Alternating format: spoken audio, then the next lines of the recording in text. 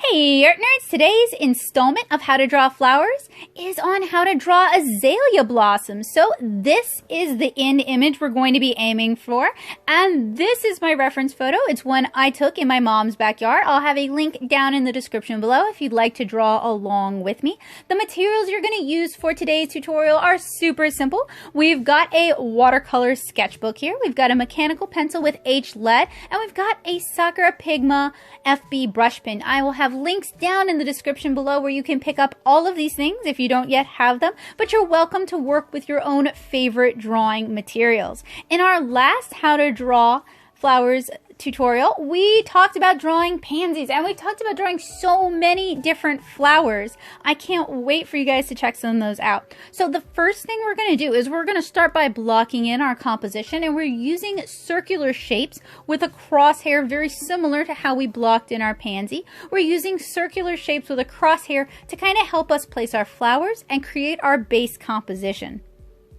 Then we're going to break those circles down into the individual petals. Azalea blossoms have 5 petals, so that's the number of petals we're aiming for here.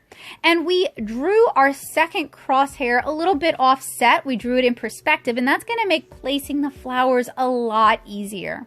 So we have our base flowers sketched in here. If you guys are interested in learning how to draw flowers, I have loads of other draw flower tutorials here on this channel. And I also have drawing tutorials that teach you how to draw everything from comics to 1- and 2-point perspective to how to draw people. So I hope you guys will check those out in my favorite drawing tutorials playlist.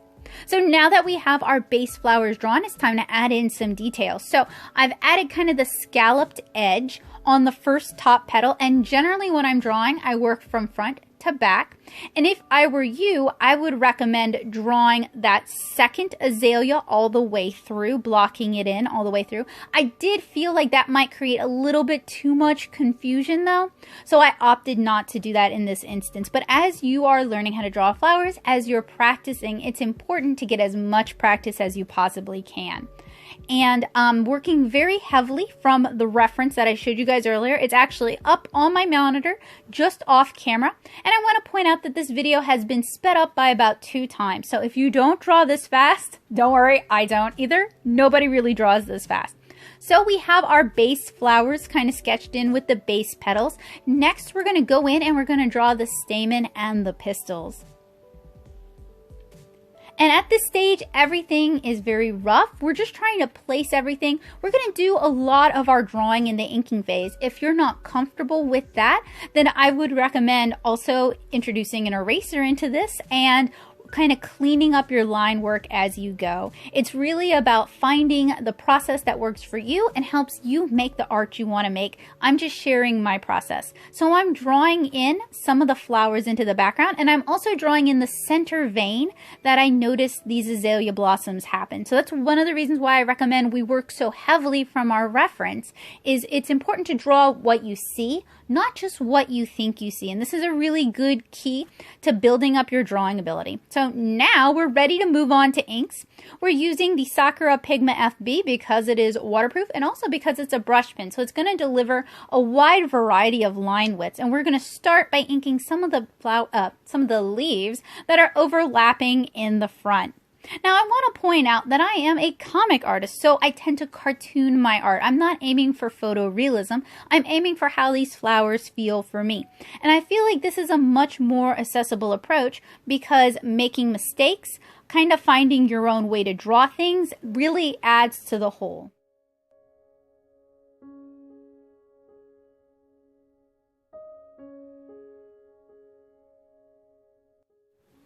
So next we're going to ink the stamen and the pistils, and this requires a really delicate hand. I'm going to use a double line approach to really capture the delicacy of those filaments, but if you're new to inking, if you have an unsteady hand, or you're just a little unsure about doing this, what I would recommend is using a single really thick line to draw the filaments that connect the pollen to the flower body itself. And it's really beneficial to pay attention to where these parts are and how they connect with the other parts of the flowers. So azalea blossoms are a bit of a trumpet sort of shape where they go down into a cone. So you want to make sure your stamen and your pistils go down into the center of that.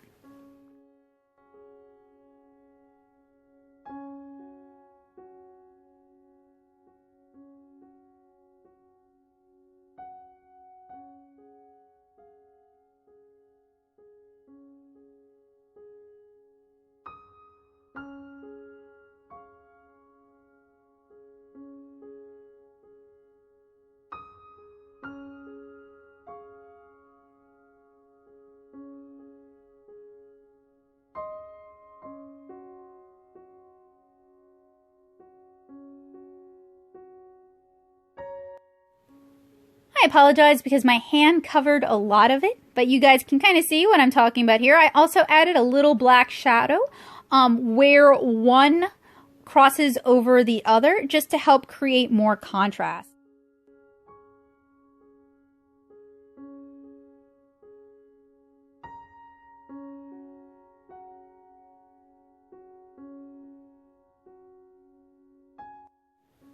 So now that I have the stamen and the pistils in the foreground inked, I'm going to start inking some of the veins and some of the flower petals, on our foreground azalea. And I'm really trying to capture the delicate ruffliness of our blossom and how some of the petal just kind of overlaps and crosses on top of itself. And this is another reason why working really heavily from our original reference is so important. We're able to capture detail that our imaginations wouldn't necessarily generate because we don't necessarily have that amount of experience when it comes to drawing flowers. Speaking of flowers, and definitely speaking of azalea, a few weeks ago I ran a watercolor workshop live here on the channel and we painted azaleas in origami, and that kind of inspired me to kind of slow things down and walk you guys through the drawing process step by step, because I know a lot of you are interested in drawing flowers and it's something that would be very meditative. It's very relaxing. It's a good way to kind of just slow down and be more in the moment and to spend some time with nature. And I also know how frustrating drawing things and not liking how your art turned out could be. So I was hoping kind of going in and walking you guys through my process might be useful for some of y'all. So I just drew one of the background azalea's petals overlapping our foreground azalea. That was in my reference and I really liked how that turned out. I'm not necessarily that pleased with how I interpreted that. That would be something I might want to redraw and practice and try to better figure out later on in the future. It works for this tiny illustration, but if I were doing a larger piece, that's definitely an area that I would want to kind of rework and practice with. And then kind of going back to the origami topic, I actually have a series of origami flower watercolor tutorials going on the channel right now. So if you're interested in learning how to paint different flowers, that could be a series that you guys might enjoy and you should definitely check it out. It's in my origami playlist, so I'll link that down in the description below. So we've got a good start on our petals. I've also started inking some of the freckles that you might notice on azaleas. If you look closely at our reference image, they have these like little freckles of like darker pigmentation, and that's something that to me is very iconic and that I really like about azalea blossoms, so I wanted to make sure to capture that. So a lot of drawing anything is finding the standout characteristics and making sure you capture that in some form so that what you're drawing is identifiable to other people. And now that we have that overlap petal drawn, we're just going to work our way around the foreground flower, petal by petal, drawing in the striations to kind of give an indication of the shape and the contour of our individual petals. So that's those little lines you guys see kind of in the center. We're also drawing the center vein, and we're drawing little freckle marks as well.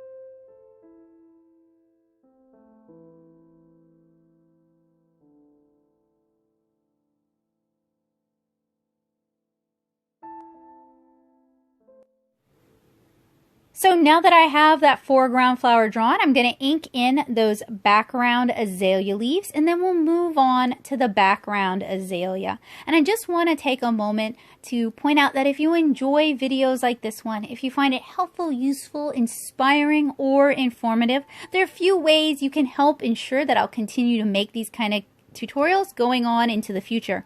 The first way doesn't cost you a dime. It is to subscribe and leave comments on videos that you enjoy. Leave me feedback. Talk to me. I want to hear from you guys. The second way still doesn't cost you a dime, and it helps me out so much. Obviously, this is a small channel. We only see sponsorship from Patreon. We don't see outside sponsorship. So everything is funded by me and through the generosity of my patrons. If you would tell other people about my channel, if you share my videos with friends who might be interested in these kind of videos, that would really mean a lot to me and it would help out so much. And if you do it on Twitter or if you do it on Instagram or if you do it on Facebook, if you would tag me at Nattosoup, N-A-T-T-O-S-O-U-P, I can see it, and then it would really brighten my day. So that would really mean a lot to me. And then the third way you can help support this channel is through Patreon at patreon.com/Nattosoup. Even a $1 pledge each month helps me continue to make content like this. You really don't have to spend a whole lot of money. All right, so we finished drawing our azalea together. I hope you guys found it helpful, useful, and informative, and I hope you'll join me tomorrow for another How to Draw Flowers video. Bye, guys.